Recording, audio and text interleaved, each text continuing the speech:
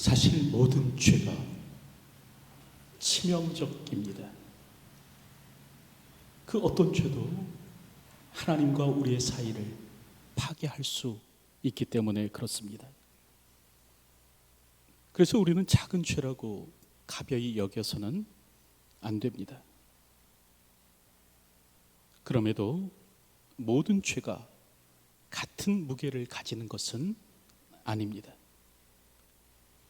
요한일서 5장 17절의 말씀을 보면 모든 불의가 죄로 돼 사망에 이르지 아니하는 죄도 있도다 라고 말씀하십니다. 다시 말하면 죄에도 경중이 있다는 말입니다.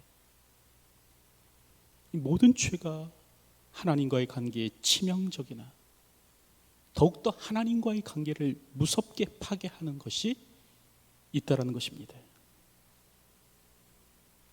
그럴 때 기독교 전통에서는 그것을 7가지로 얘기합니다. 교만, 시기, 탐욕, 탐심, 분노, 정욕, 나태가 그것입니다. 이 7가지는 사람으로 하여금 죽음에 이르도록 하는 치명적인 죄라는 것입니다. 그럴 때 오늘 우리들은 이러한 죄를 더욱더 경계해야 합니다. 오늘 시간에는 이와 관련해서 이 그 두 번째 죄인 이 시기심에 대해서 생각해 보도록 하겠습니다. 오늘 우리가 읽은 본문 1절 말씀을 보면 다리오가 자기의 뜻대로 고관 120명을 세워 전국을 통치하게 하고 라고 말씀합니다. 여기서 다리오는 그 바벨론 제국을 무너뜨리고 새로운 세상의 주인이 된 사람입니다. 다니엘서 5장 30절 이하를 보면 그날 밤에 갈대아 왕 벨사살이 죽임을 당하고 메대 사람 다리오가 나라를 얻었는데 라고 말씀합니다. 이처럼 바벨론을 멸망시킨 이후 세상의 주인이 된 사람이 바로 다리오였습니다. 여러분, 그럴 때 그는 이 제국, 이 새로운 제국의 그 행정 체계를 다시 정비하는 일을 하게 됩니다. 제국을 127개의 지역으로 나누고 그곳에 관리를 두어 다스리도록 한 겁니다. 그리고 또 이 관리들을 총괄할 3명의 총리를 세웠던 것입니다. 그럴 때 그는 아주 파격적인 인사를 단행합니다. 이전 제국의 총리로 있었던 이 다니엘을 등용하는 겁니다. 마음이 민첩하고 사람들 위에 뛰어났던 이 다니엘을 새로운 제국의 총리로 그렇게 세웠던 것입니다. 그랬을 때 이를 시기하는 사람들이 나타나게 되었죠. 이런 인사에 대해서 불만을 가진 사람들이 생겼습니다. 다니엘은 혈통도 다르고 출신도 다른 사람입니다. 그는 페르시아 제국이 출발하는 일에 일조한 바가 없습니다. 목숨을 걸고 전장을 누빈 것도 아니고 바벨론 성읍의 성문을 열어 제낀 것도 아닙니다. 오히려 이 적국의 고위 관료를 지낸 사람이 다니엘이었죠. 어떻게 생각하면 이 벨사살이 죽임을 당할 때 함께 죽어야 마땅한 사람이 다니엘이었습니다. 그런데 그런 그가 새로운 제국의 총리가 되는 겁니다. 여러분, 그럴 때 페르시아의 관료들은 다니엘을 제거하려고 합니다. 그래서 오늘 성경을 보면 국사에 대하여 다니엘을 고발할 근거를 찾고자 하였다라고 그렇게 기록합니다. 이 비밀 조직을 동원하고 이 자신이 가진 이제 정보망을 풀어서 이 다니엘을 철저하게 뒷조사하는 겁니다. 그런데 그랬더니 그럼에도 불구하고 그의 허물을 찾지 못하였더라라는 겁니다. 4절을 보면 이에 총리들과 고관들이 국사에 대하여 다니엘을 고발할 근거를 찾고자 하였으나 아무 근거, 아무 허물도 찾지 못하였으니라고 말씀합니다. 여러분, 이처럼 페르시아의 관료들이 이 다니엘의 허물을 찾지 못했는데, 이렇게 다니엘의 허물을 찾을 수 없었던 까닭은 무엇인가? 다니엘이 신중했기 때문에 그런 것은 아니었습니다.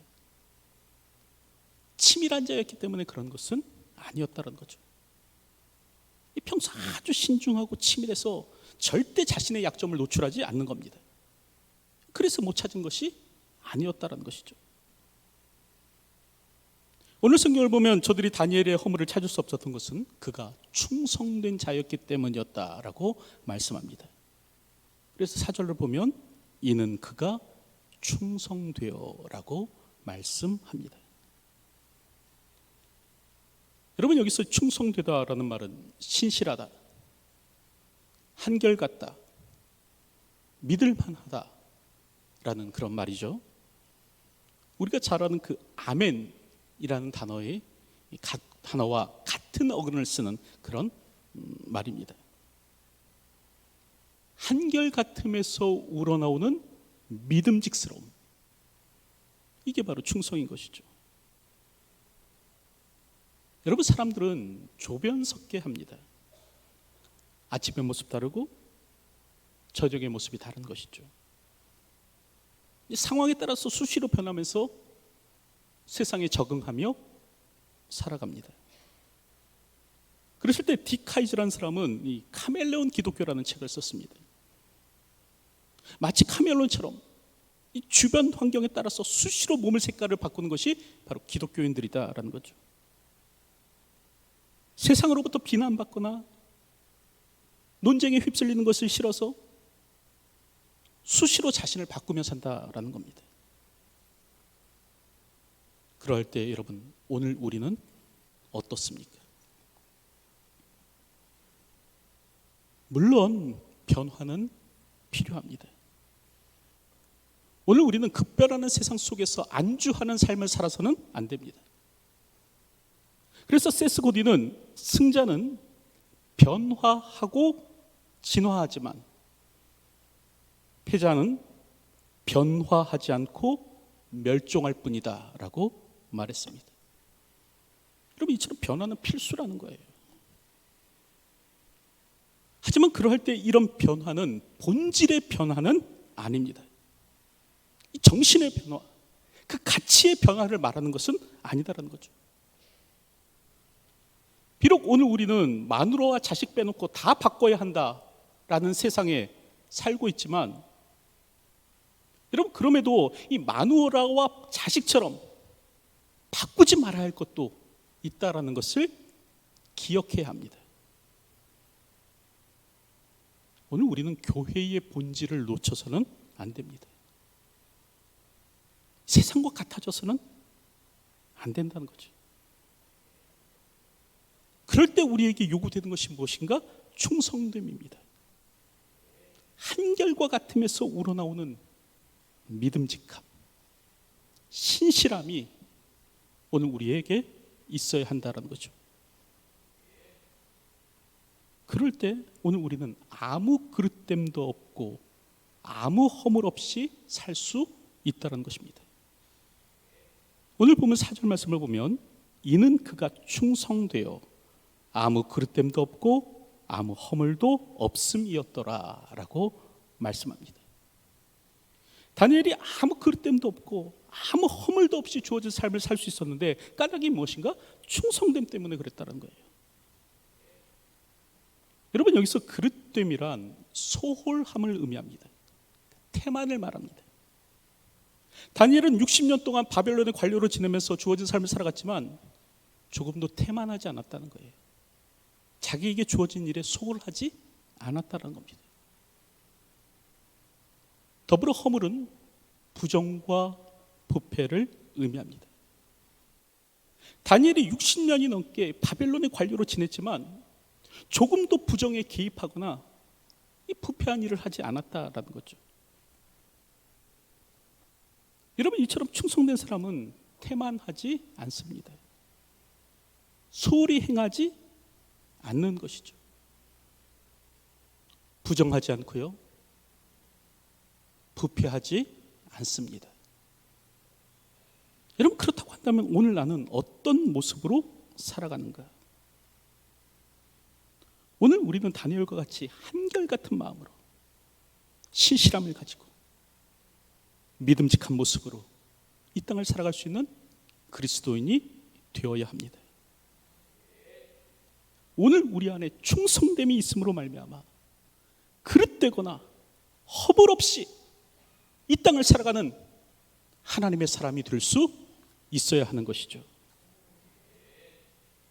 여러분, 이처럼 다니엘은 충성되어 주어진 삶을 살아갔는데, 그럼에도 불구하고 오늘 성경을 보면 이 페르시아의 관료들은 다니엘을 죽이려고 합니다. 그래서 30일 동안 누구든지 왕 이외의 어떤 신에게나 사람에게 무엇을 구하면 사자굴에 던져 넣기로 하는 그 법령을 만드는 겁니다. 여러분, 뒷조사를 해봤더니 그가 태만하지 않습니다.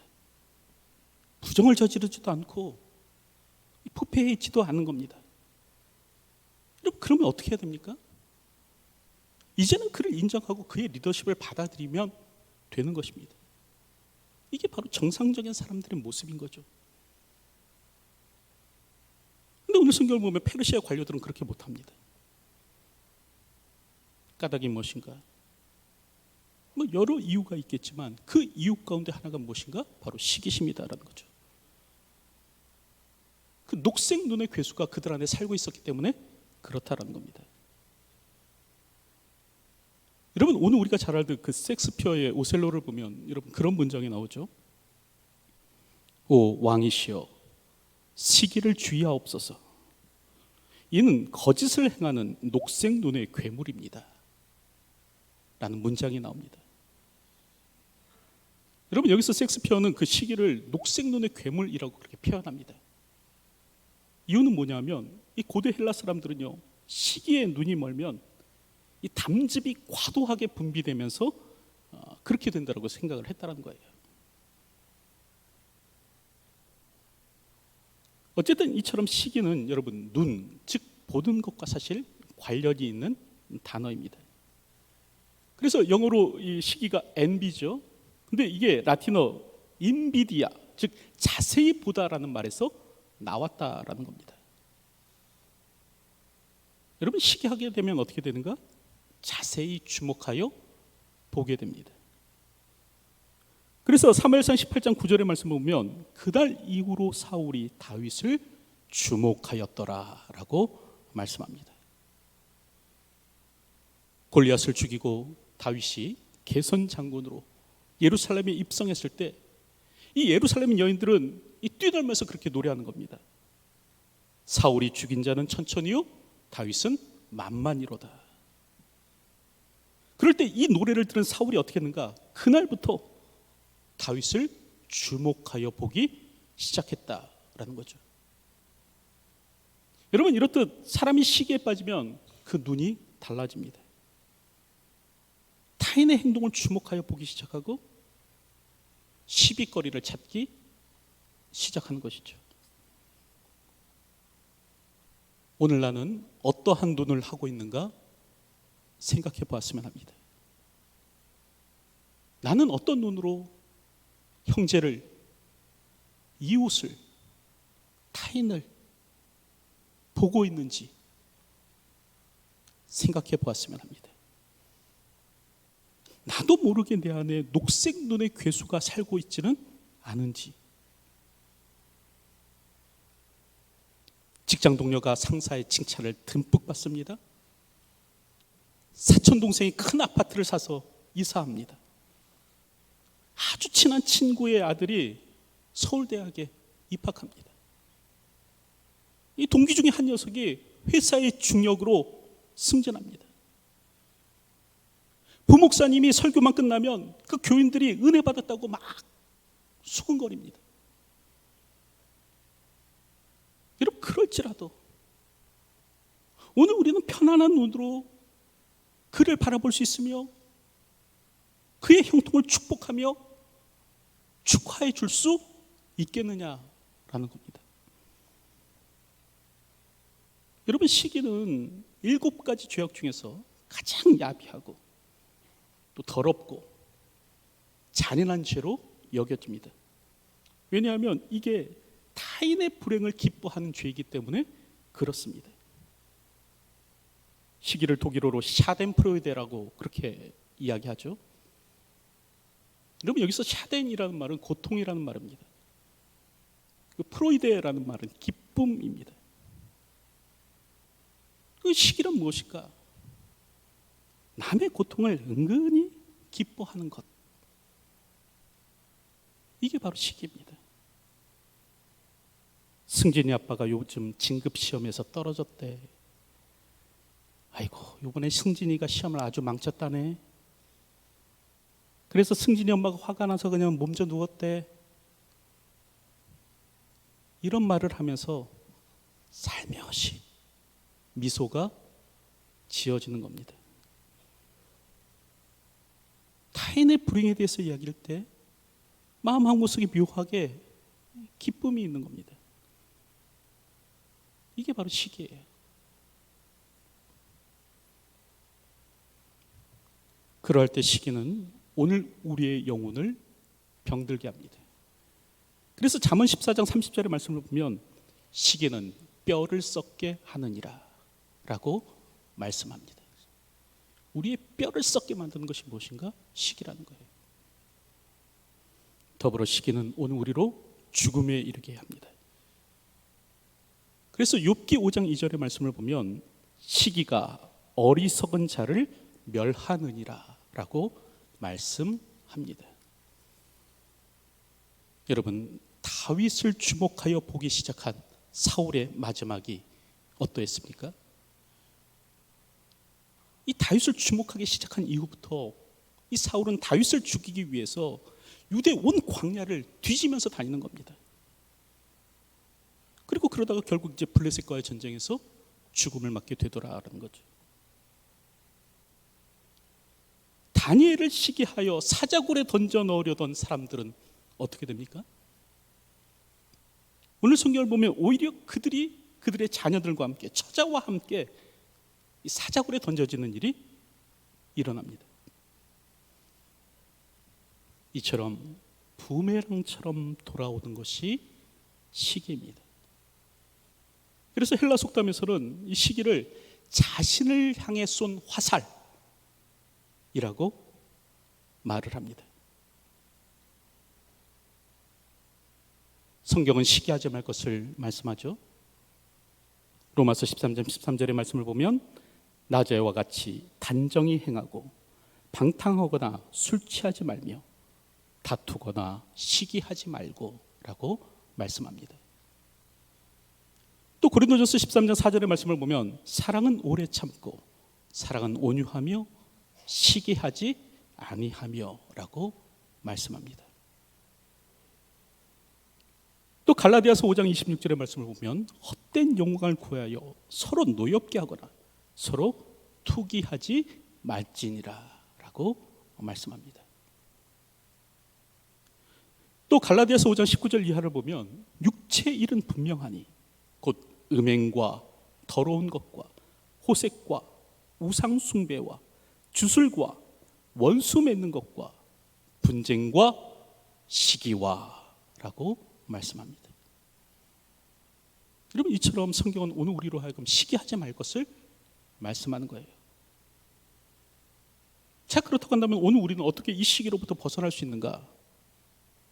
첫째는요, 비교하지 않는 겁니다. 내가 가진 것과 타인이 가진 것을 비교하지 않는 거죠. 내가 가진 재능, 내가 가진 시간,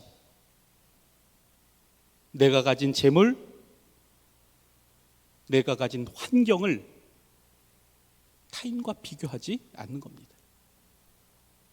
여러분, 사실 시기는요, 열등감과 우월감의 산물이다라고 말을 합니다. 왜 시기하느냐? 그 마음 가운데 열등감이나 우월감이 작동하였기 때문에 시기한다는 거예요. 그럴 때 언제 열등감이나 우월감이 작동하는가? 바로 다른 사람과 자신을 비교하기 시작할 때 작동합니다. 그래서 사울 역시도 자신은 천천히요 다윗은 만만이로다 라는 이 사람들의 비교의 말을 들었을 때 결국 열등감이 작동하고 다윗을 시기하게 되었던 것이죠. 여러분, 오늘 우리는 비교하지 말아야 합니다. 나와 남을 비교해서는 안 되는 것이죠.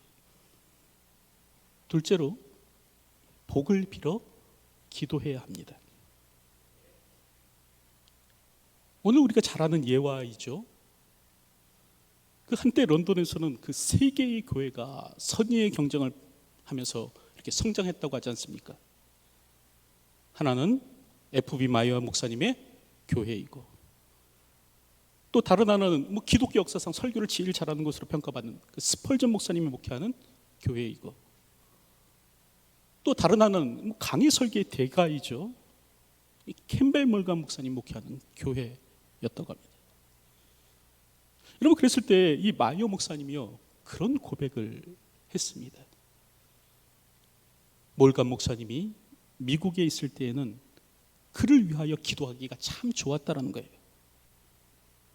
그런데 같은 도시에서 목회하게 되다 보니까 그를 위하여 기도하기가 쉽지 않더라라는 겁니다.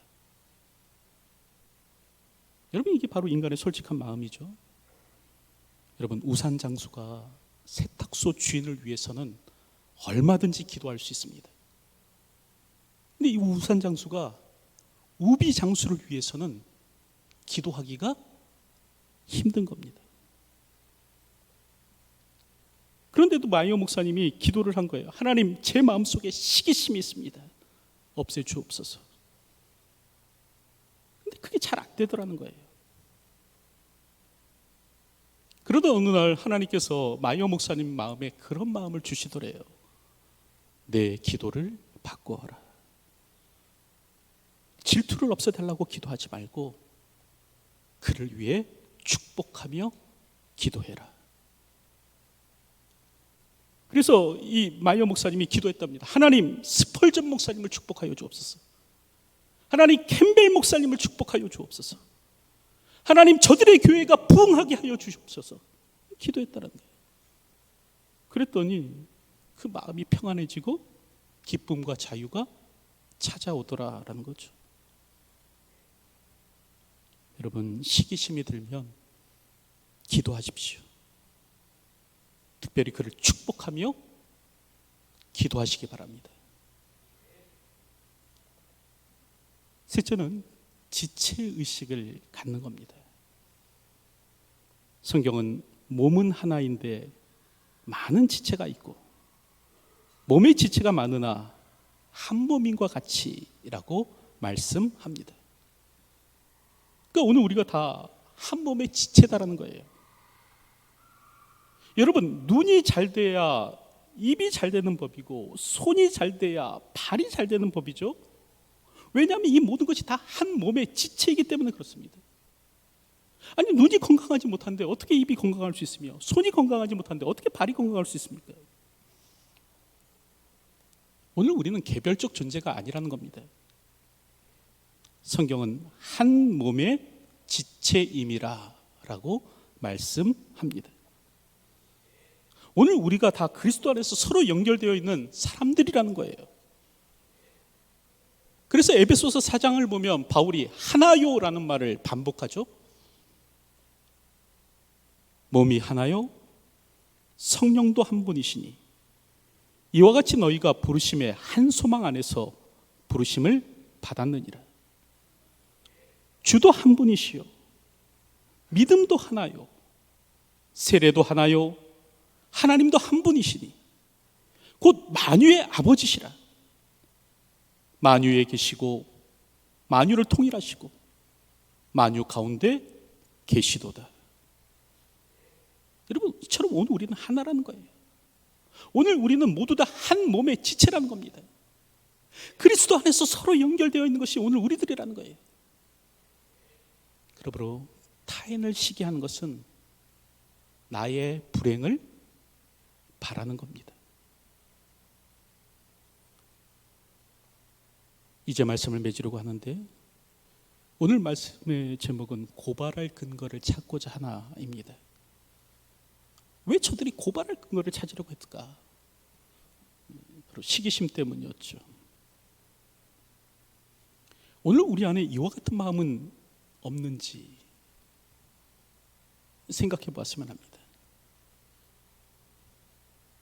시기는 참으로 야비하고 더러운 죄입니다. 이 타인의 불행을 은근히 기뻐하는 죄이기 때문에 그런 거죠. 오늘도 이러한 마음이 우리 안에 또아리 틀고 있지는 않은지 생각해 보았으면 합니다. 그리고 비교하지 않음으로, 축복하여 기도함으로, 지체의식을 가짐으로 이러한 시기심을 물리치며 이 땅을 살 수 있는 저희 모두가 되었으면 합니다. 기도하겠습니다.